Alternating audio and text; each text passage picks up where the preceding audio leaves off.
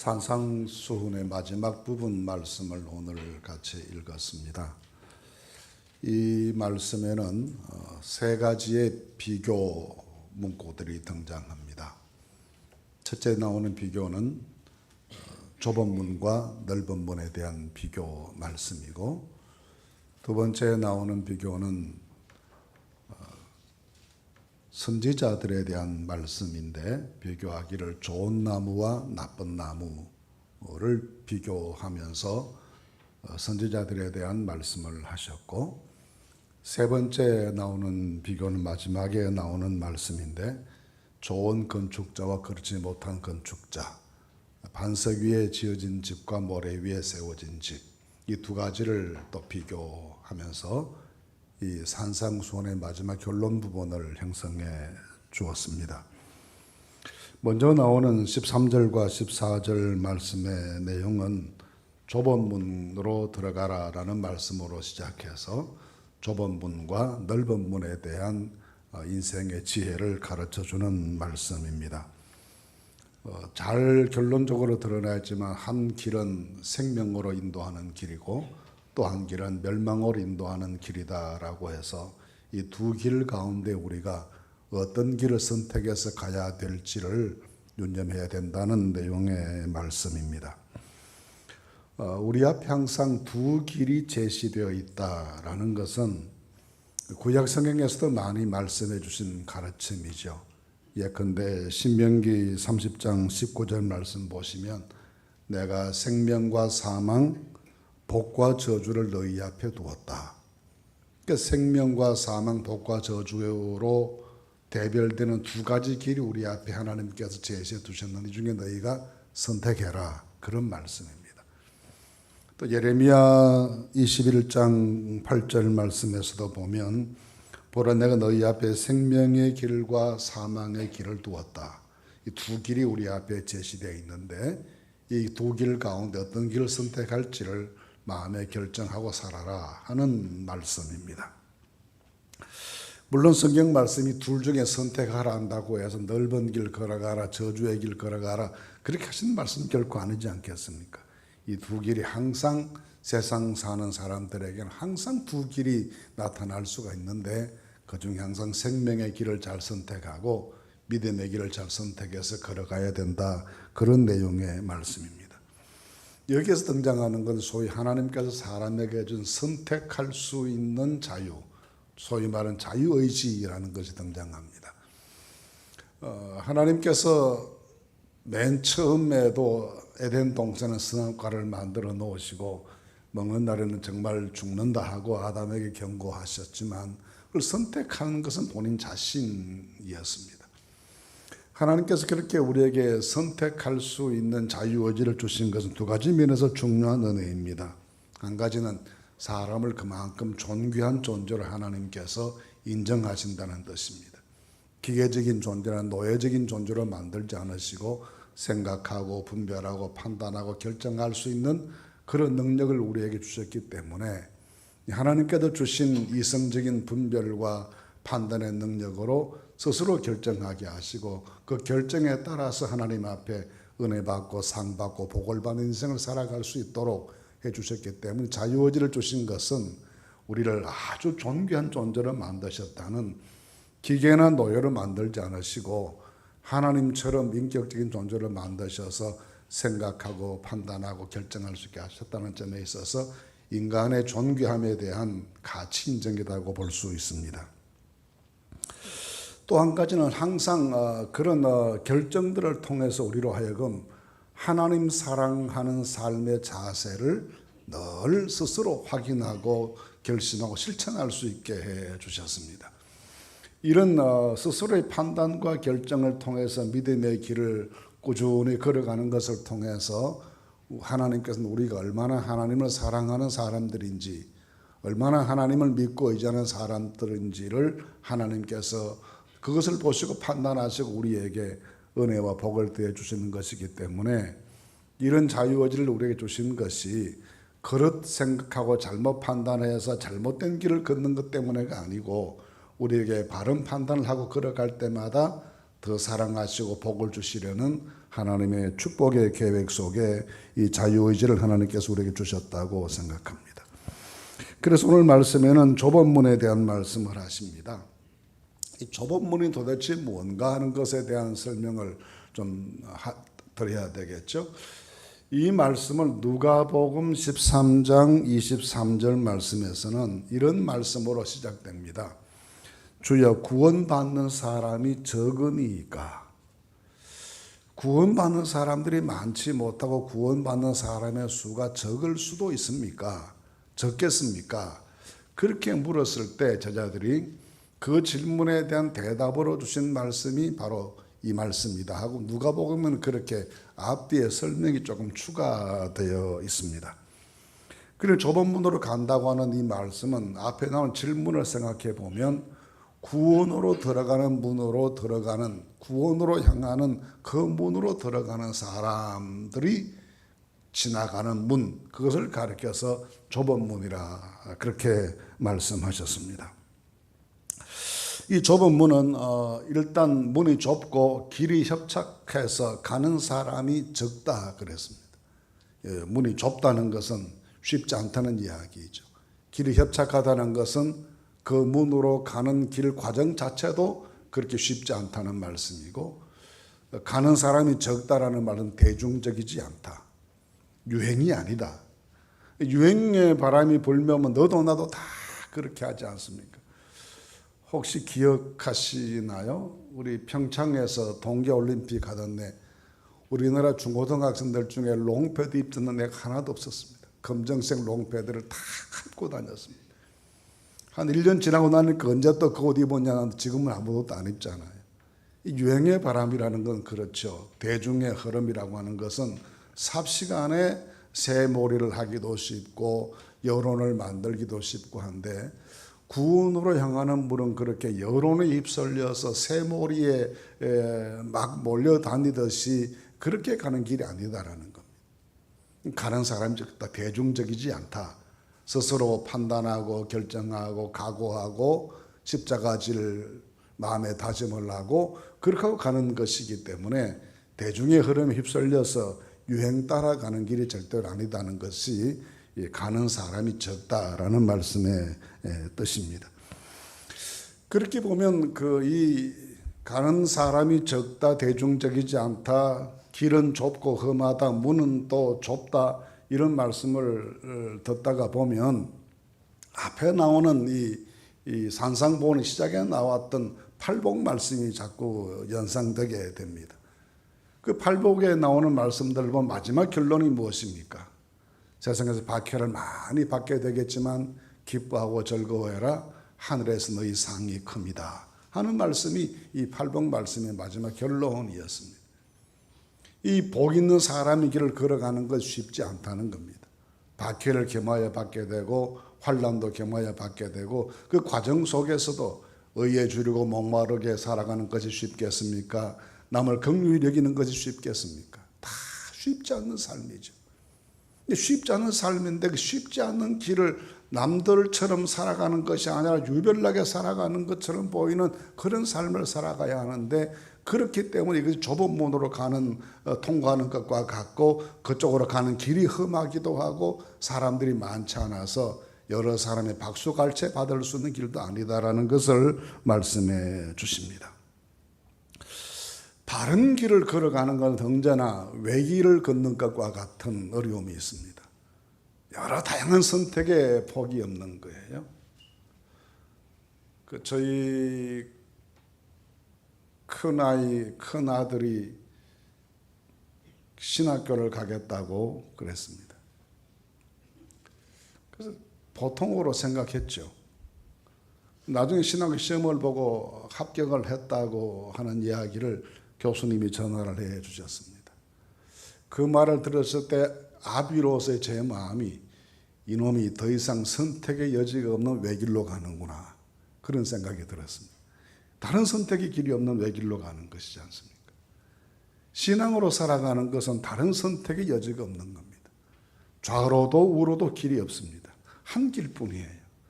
그래서 내가 곧 길이요 진리요 생명이 나로 말미암지 않고는 아버지께로 올 자가 없다 하시는 말씀은 이 한 길을 걷는 인생이라는 겁니다. 그래서 좁은 문으로 들어가는 사람의 삶이라는 것은 신앙의 외길을 걷는 겁니다. 오로지 하나님 한 분, 오로지 오직 예수, 오직 말씀. 그렇기 때문에 이 길이 어려운 것이고 쉽지 않다는 것을 말씀합니다. 이 외길인 여기에다가 어려움이 많습니다. 도전도 많고 유혹도 많고 길이 험하기도 하고 어려움이 많습니다.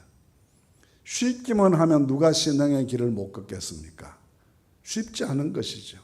많은 어려움이 예상되는, 때로는 박해를 받을 수도 있고 배척을 당할 수도 있고 더 심하면 생명이 위태롭기도 하고 한 길이기 때문에 주님께서 협착하다, 길이 협착하다 그렇게 말씀하십니다. 그렇기 때문에 다수의 대중의 무리가 선택하지 않는 길입니다. 언제든지 다수의 무리가 선택하지 않는 외로운 길이기도 하고 힘든 길이기도 한데 이 길을 걸어야만 좁은 문으로 들어가야만이 그것이 생명으로 인도한 분이기 때문에 우리에게는 다른 선택의 여지가 없는 오직 한 길, 이 길로 가야 된다는 것을 말씀하십니다. 그렇지 않고 사람이 되는 대로 산다고 생각하면 쉽지 않겠습니까? 재밌지 않겠습니까? 또 많은 사람들과 함께 막 어울려서 그렇게 살아갈 수 있지 않겠습니까? 그러나 그렇게 우리는 쉽게 살 수 없고 함부로 살 수도 없고 되는 대로 살 수도 없고 항상 자신을 살피면서 바르고 의로운 길로 가야 하고 믿음으로 주님께만 소망 두고 살아가야 되고 살든지 죽든지 내가 중요한 것 아니고 하나님 영광 드러내야 된다는 삶을 살아야 하고 이런 것이기에 주님께서 이렇게 좁은 문으로 들어가는 것을 각오해야 될 것이 많다. 그래야 영생에 이르는 사람들이 된다라고 하셨습니다. 선택을 우리 앞에 두셨습니다. 이 선택에서 항상 하나님 편에 서서 그 길로 걸어갈 것을 순간순간마다 판단하고 결정하고 선택하는 그런 은혜가, 그런 또 능력이 우리 모두에게 함께 하시게 되기를 간절히 바랍니다. 성령께서 우리의 생각을 늘 바로잡아 주셔서 바른 선택하고 살아갈 수 있게 하시는 축복을 허락해 주시기를 바랍니다. 두 번째 15절에서 23절 말씀까지는 끝에 가면 나무 이야기가 등장합니다.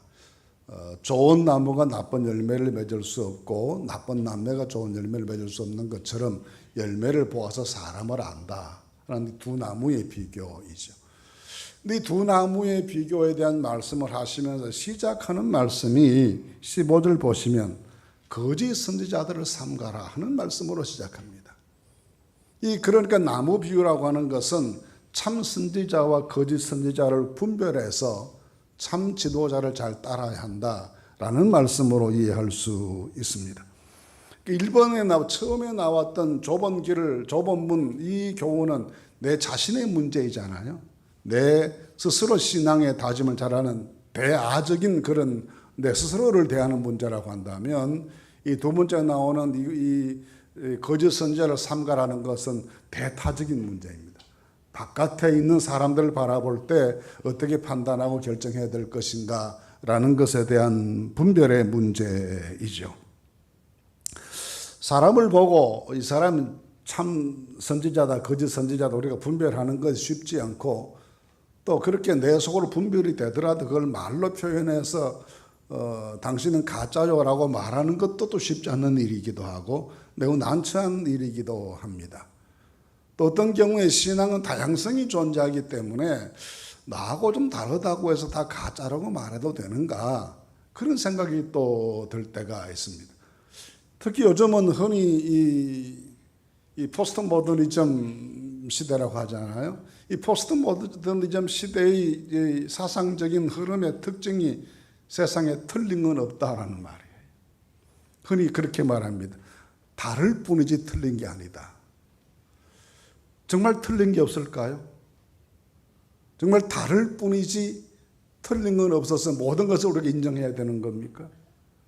아무리 세상 사조가 현대사조 그렇다 하더라도 신앙 안에서 생각해 보면 옳은 것이 있고 그런 것이 있고 진리가 있고 비진리가 있는 것이지, 물론 신앙생활의 여러 다양한 형태를 우리가 문화적으로 인정하는 것이지만 그렇다고 해서 옳고 그름의 구분이 없어지는 것은 옳은 것이 결코 아니죠.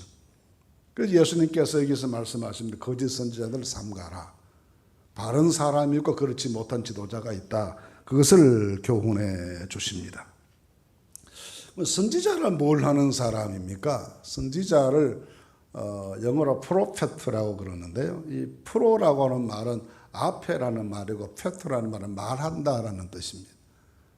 그 프로페트 앞에서 말한다라고 하는 것은 미리 말한다라는 것으로 생각하는데, 미리 말한다고 말할 때에는 시기적으로 시간적으로 미리 말한다 해서는 프리라는 말이 맞습니다.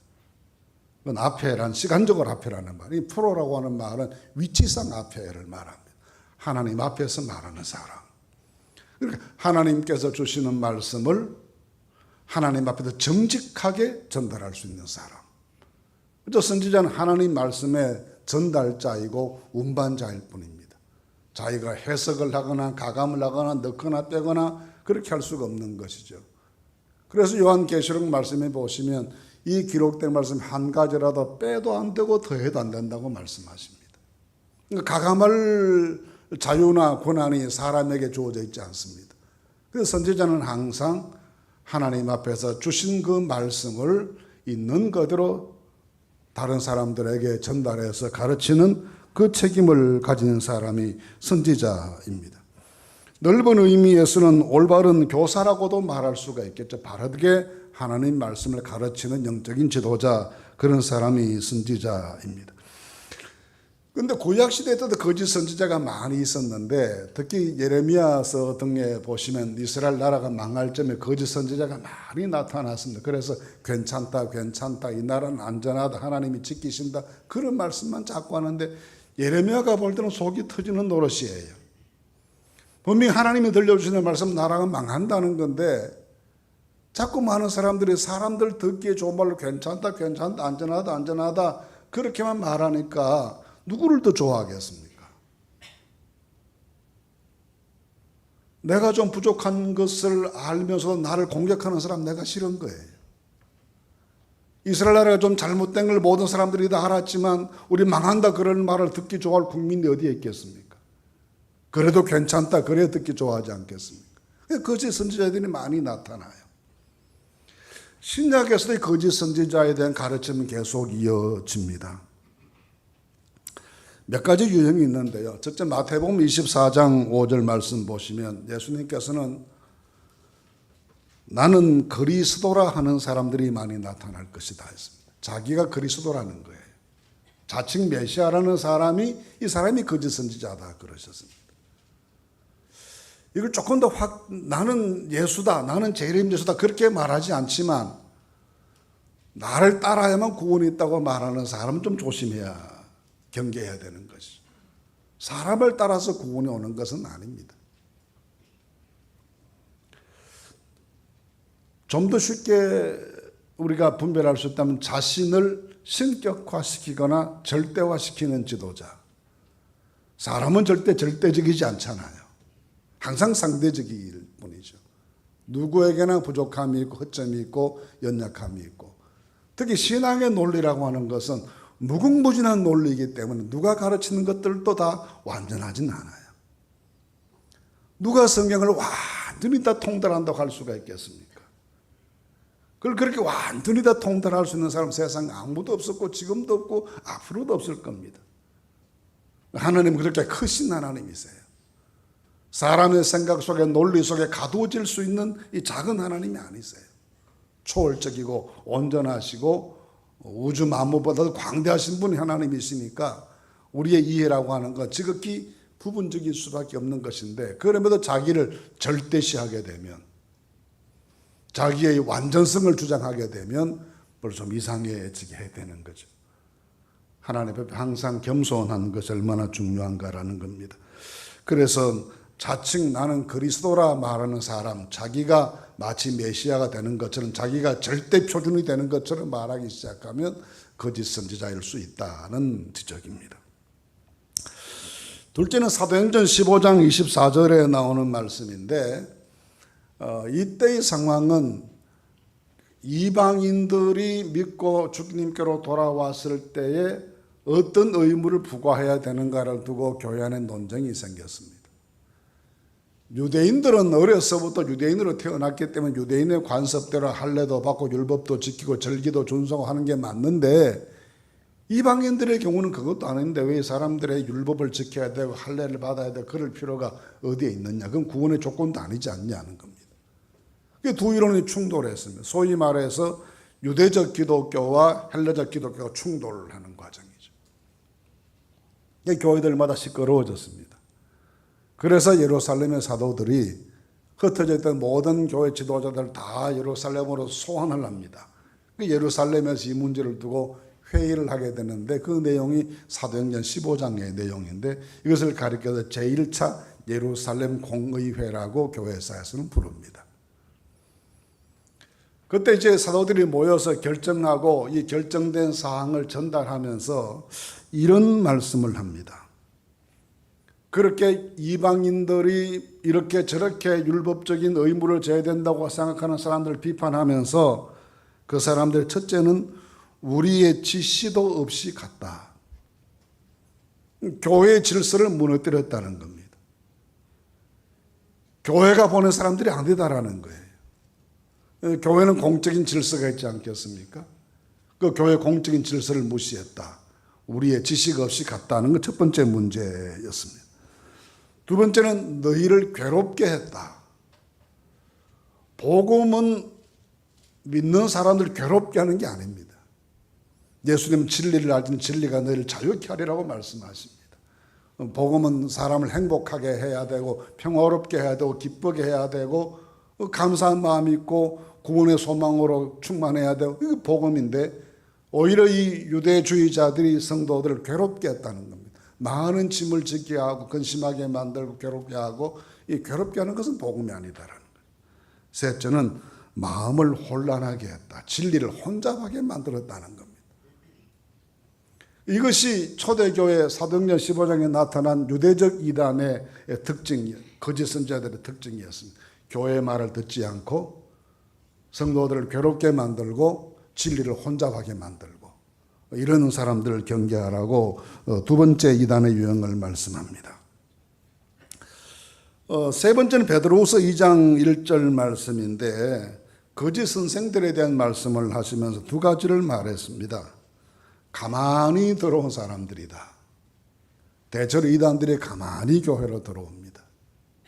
가만히 들어온 사람들이다. 둘째는 그리스도를 부인하는 사람들이다. 그리스도를 부인하는데, 부인한다고 말은 하지 않지만 실질적으로 부인하는 사람들이, 왜? 사람을 그리스도처럼 섬기게 만드니까 참 그리스도는 외면당하고 사람들, 자기들의 교주들만이 그리스도처럼 등장하는 그런 상황이기 때문에 그리스도를 부인하는 사람들이다. 은밀한 중에 교회 안에서 압력하면서 성도들을 유혹해서 사람 따르게 만드는 이런 것들이 거짓 선지자들이 하는 일이다라는 것을 말합니다. 네 번째 유형은 요한일서 4장 1절 말씀에서 나왔습니다. 거짓 선지자들을 삼가라, 세상에 벌써 왔다. 그렇게 말씀하시면서 이 요한일서에서 가장 중요하게 생각하는 거짓 선지자의 특징을 예수님께서 육체로 오신 것을 부인하는 자라고 했습니다.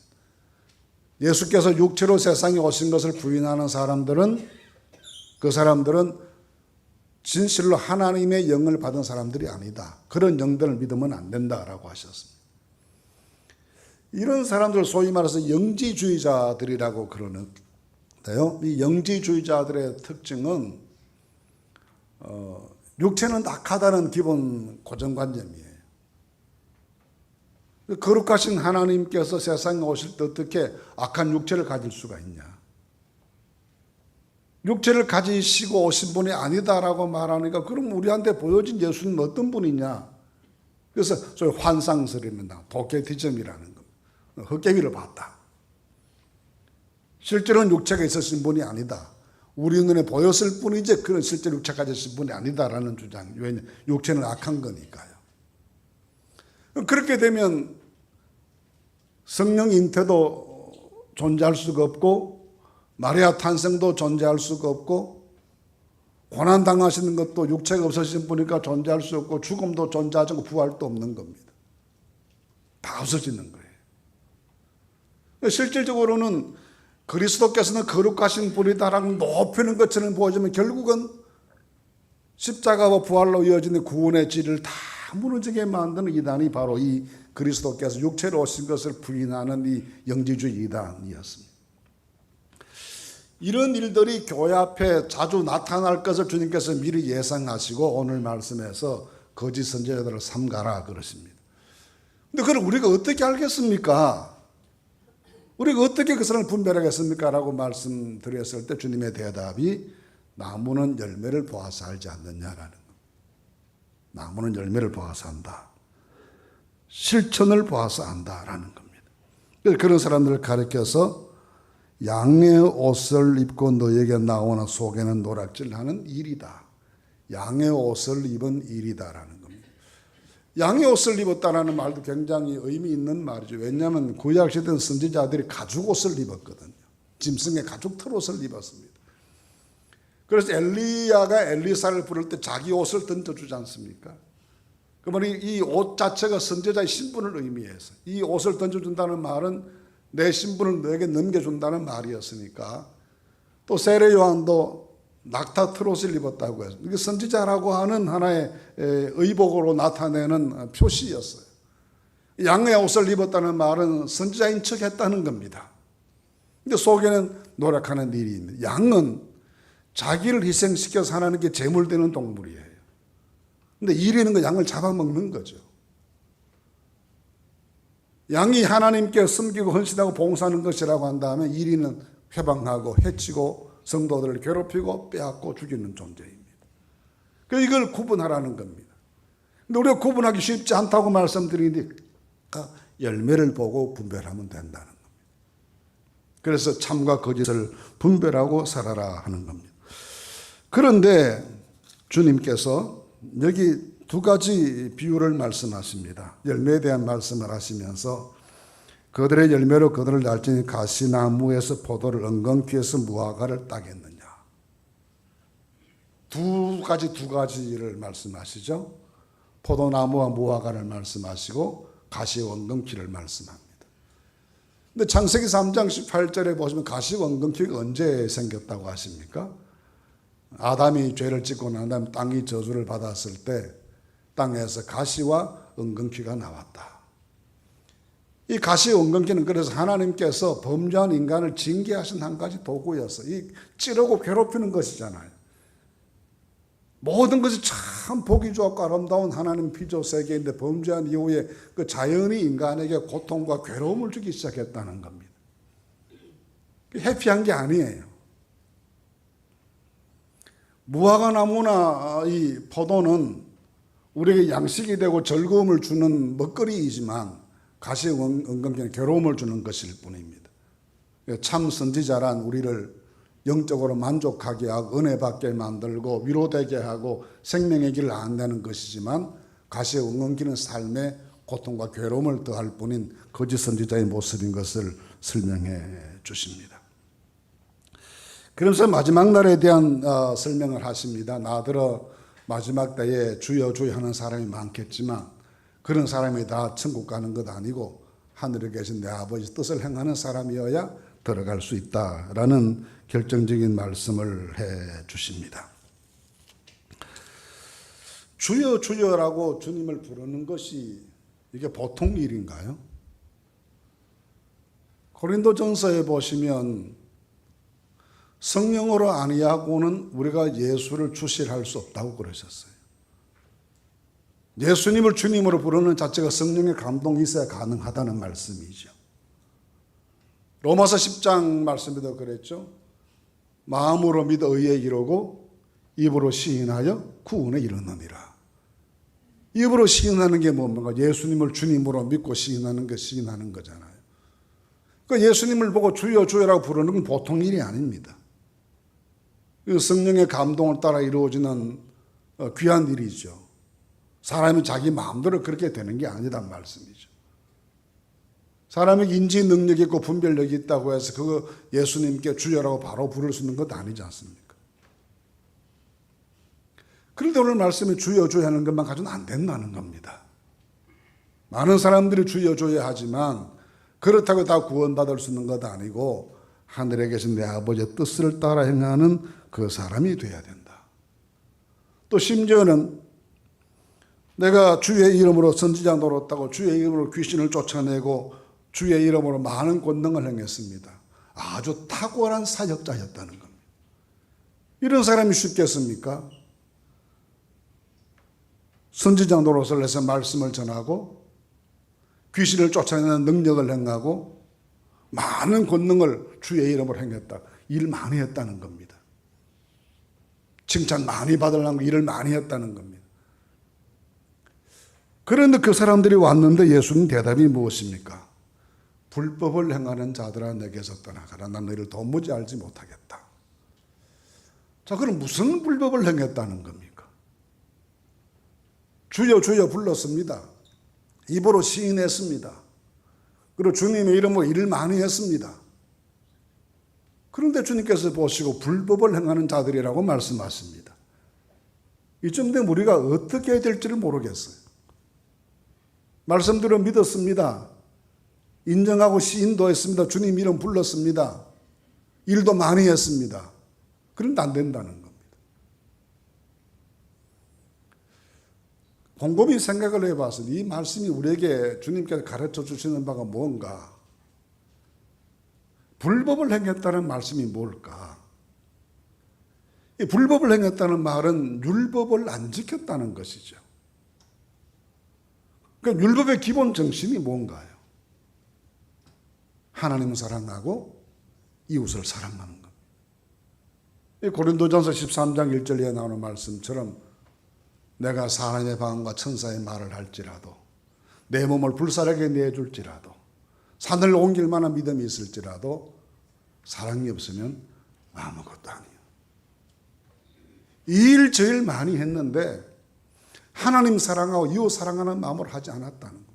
그 사랑이 결핍됐다는 겁니다. 그것을 보시고 주님께서 진짜 아니다고 보신 거죠. 불법을 행하는 자들아라고 말씀하십니다. 이 말씀 우리에게 많은 긍정을 하게 합니다. 우리가 주님의 이름을 불렀고 평생 이 일 저 일 많이 했고 했는데 마지막 주님 앞 이런 말씀 들으면 어떻게 해야 되지? 라는 생각에 근심이 깊어질 수 있는 말씀입니다. 길이 없는 건 아닙니다. 불법을 행하지 말아야 합니다. 사랑의 법을 잘 지켜야 합니다. 이 모든 것 위에 사랑을 더하라 하셨습니다. 주님 섬기는 일도 교회를 돌보는 일도 성도들을 대하는 것도 가족을 대하는 것도 모두가 다 주께서 우리를 사랑하시는 것 같은 사랑으로 행하신 일들이 되실 수 있기를 바랍니다. 가끔 결혼 주례를 하면서 신랑 신부를 세워두고 그런 말을 자주 합니다. 서로 사랑하라고 말씀하셨는데 어떤 사랑을 말씀하셨는가 하면 그리스도께서 교회를 사랑하시던 너희도 서로 사랑하라고 하셨다. 그 그리스도께서 교회를 사랑하시는 건 뭐냐? 사랑하셔서 자기 몸을 십자가에서 내주시는 희생과 낭비의 사랑입니다. 그 사랑이 우리에게 필요하다는 것입니다. 그 사랑으로 돌아가는 아침이 되실 수 있기를 바랍니다. 그래서 우리의 모든 수고와 노력과 믿음의 인정들이 하나님 사랑, 이웃 사랑과 더불어 있어서 마지막 날 주 앞에 참 포도나무처럼 인정받으시는 하나님의 축복이 함께 하시게 되기를 간절히 바랍니다. 나머지 세 번째 비교와 결론적인 주님의 가르침에 대해서는 다음 시간에 다시 이어서 말씀드리도록 하겠습니다.